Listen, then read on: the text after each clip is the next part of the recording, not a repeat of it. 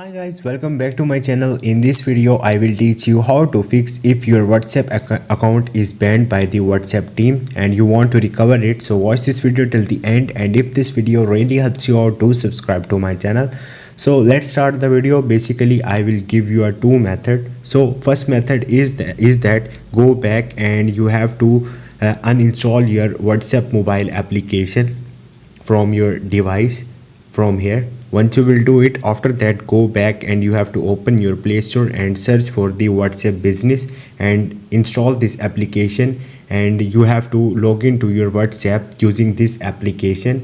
Your account will be recovered. If you still face this problem, simply go back and you have to open your browser and you have to search for the WhatsApp support, and here you will see two options, contact WhatsApp and contact us. Just click on the contact us, and here you will see this type of the form. You have to enter your WhatsApp number right here, and right here you have to email, and then again you have to enter the email address. Then you have to select the which device you are basically using, like iPhone, Android, or you are using the desktop version of the WhatsApp.